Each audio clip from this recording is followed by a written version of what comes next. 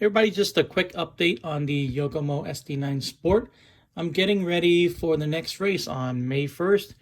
So there's several things I need to do. I need to replace the front transmission case, which I cracked in the last race and tried to glue back together, but it did not hold.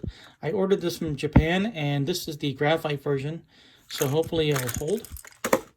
I'm also going to change out the plastic dampers that came with the car with the racing aluminum set, and I've already changed out the plastic servo saver with the racing aluminum one. And then the last thing I need to do is install the front and rear anti-roll bars, and I've dug out the instructions from another Yokomo model because the instruction manual for this car doesn't show it.